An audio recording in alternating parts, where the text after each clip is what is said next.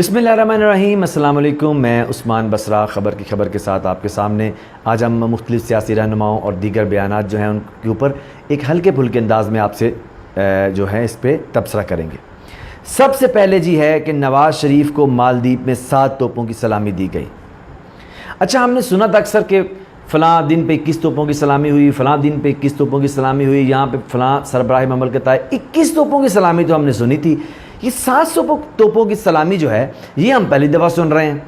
असल में इसके पीछे का एक वाक़या है। हुआ कुछ यूँ है कि वो 21 तोपों की सलामी के लिए 21 तोपें लेके आए, तो एक बंदा भागा वहाँ पे आया। उसने कहा जी बात सुनिए, इस बंदे को आप 21 तोपों की सलामी दे रहे हैं, ये तो वहाँ पनामा ज़दा है वहाँ पे पाकिस्तान के अंदर। उन्होंने कहा जी अच्छा 7 तोपें हटा दें फिर इसमें से, बाकी रह गई 14 तोपें।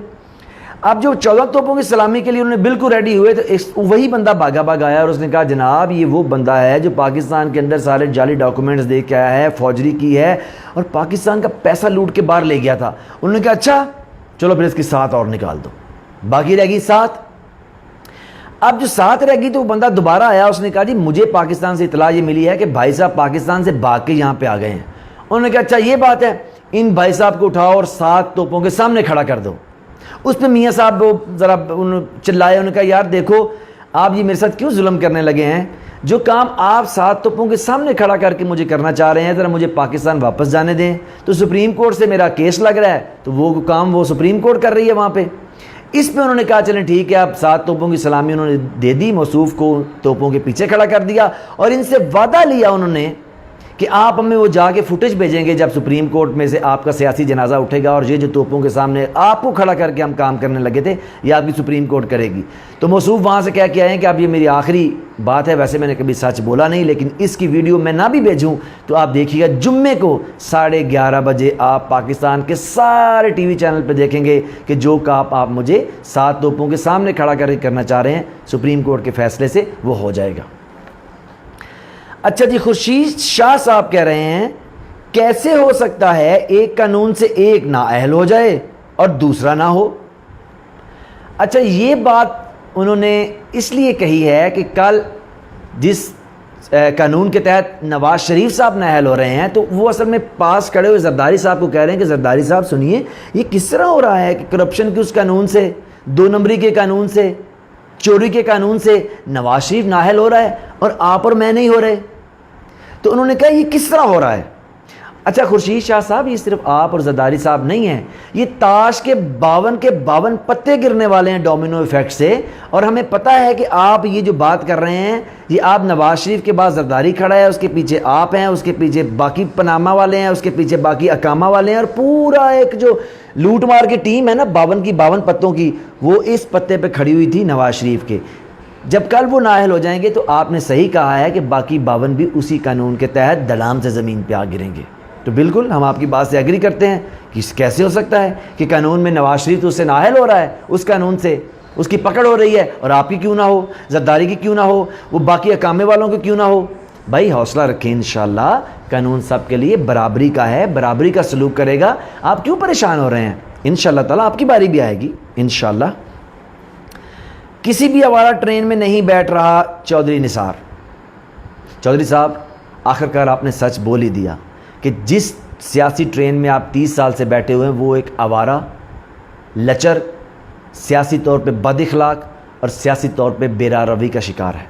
हम बिल्कुल आपकी माफ़ी ज़मीर को समझते हैं, आपकी तकलीफ़ को समझते हैं, क्योंकि मेरा ये ख्याल है कि जो आपने कहा है ना कि ये ट्रेन आवारा सियासी ट्रेन है, तो मेरे ख्याल में आपकी नज़र आगे जाके ड्राइवर के डब्बे पे पड़ गई है, इंजन पे, जहाँ पे ड्राइवर और उसके रुफ़का बैठे होते हैं। वहाँ आपको तलाल, धमाल और क्या नाम है इसका, दानियाल, एफड्रीन मिल गए, लेकिन इन सब को तो मरियम नहीं कमांड करती।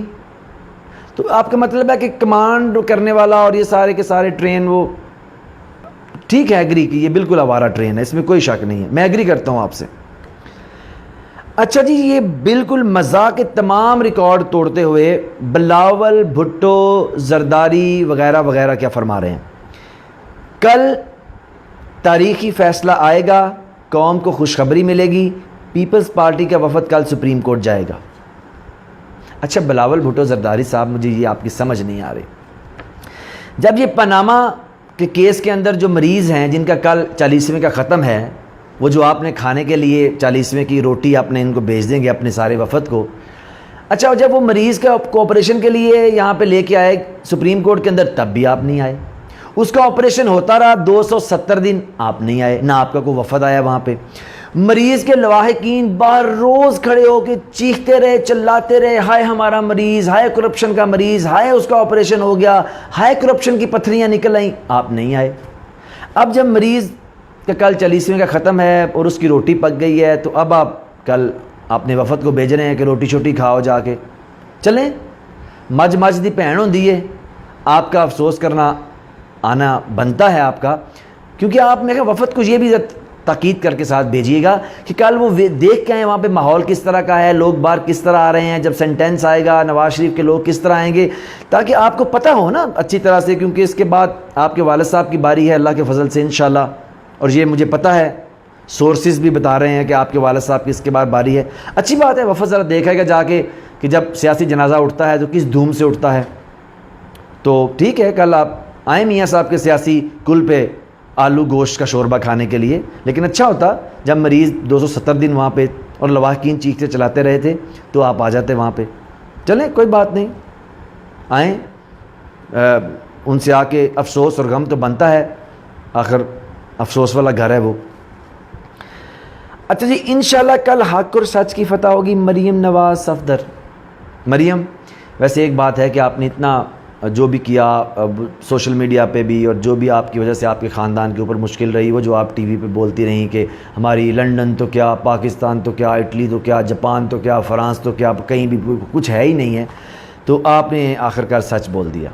چلیں، بہرحال یہ آپ، ہم سمجھتے ہیں کہ یہ آپ نے پوری قوم کو مبارکباد دی ہے کہ بے شک آپ پہ 70 سال سے ہمارے خاندان اور دوسرے خاندان اور چند ایک خاندان حکومت کرتے رہے ہیں. لیکن چلیں، کل جمعے کا دن بڑا مبارک ہے. آپ نے جاتے جاتے ایک سچ تو بولا کہ کل حق اور سچ کی فتح ہوگی. انشاءاللہ کل حق اور سچ کی فتح ہوگی، کیونکہ آپ حکومت کا حصہ ہیں نا، وہاں بیٹھی ہوئی ہیں، تو آپ کو پتہ ہے کہ فیصلہ حق اور سچ کا آنے والا ہے.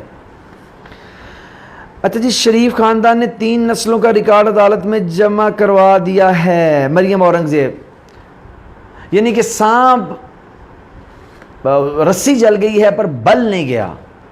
ٹھیک ہے جی. اچھا مریم، یہ جو مریم اورنگزیب صاحبہ، یہ جو جے آئی ٹی چیختی چلاتی رہی کہ ریکارڈ دے دیں، آپ نے جمع نہیں کروایا. عدالتیں کہتی رہی ریکارڈ دے دیں، آپ نے جمع نہیں کرایا. تو اب جب کہ فیصلہ لکھا گیا ہے اور صبح صرف وہ اناؤنس ہوگا، تو یہ جو کن نسلوں کا حساب جا کے اب عدالت میں کیا کسی بار سیکیورٹی گارڈ کو دے آئی ہیں؟ کیونکہ نہ تو آپ نے ریکارڈ عدالت میں دیا، نہ کورٹ کے سامنے ان کے ججز کو نہیں دیا. وہ کہتے رہے پاناما کا 5 رکنی جو بینچ کہتا رہا اس کو نہیں دیا، 3 رکنی عمل درآمد کمیشن کہتا رہا اس کو نہیں دیا، جے آئی ٹی آپ سے 60 دن پوچھتی رہی اس کو نہیں دیا. اب آپ کہہ رہی ہیں ہم عدالت میں دے آئے ہیں. اب رات کے تقریباً 12 بج رہے ہیں، تو اس ٹائم آپ جا کے 3 نسلوں کا ریکارڈ دے آئے ہیں وہاں پہ. اچھا میرا خیال یہ ہے کہ آپ وہ ریکارڈ یہ کاغذوں والا نہیں کہہ رہی جو آپ کی کرپشن کا ریکارڈ تھا. میرے خیال میں آپ کہہ رہی ہیں وہ ریکارڈ جو بجانے والا ہوتا ہے نا، وہ جو پرانے زمانے میں بڑا سا ریکارڈ ہوتا تھا، فریدہ خانم کا ریکارڈ، مہدی حسن کا ریکارڈ، اور وہ ایسے رکھ کے توا سا وہ بجاتے تھے اس کے اوپر وہ سوئی سے رکھ کے، اس ریکارڈ کی بات کر رہی ہیں. تو وہ تو انشاءاللہ صبح چلے گا ریکارڈ آپ کا، اور بڑا ریکارڈ لگے گا آپ کا. آپ آ رہی ہیں نا کل سپریم کورٹ. اچھا وہ جو آپ ریکارڈ 3 نسلوں کے دیں نا، وہ ہم اونچی آواز میں وہاں چلائیں گے اور سب کو سنائیں گے. بہت شکریہ.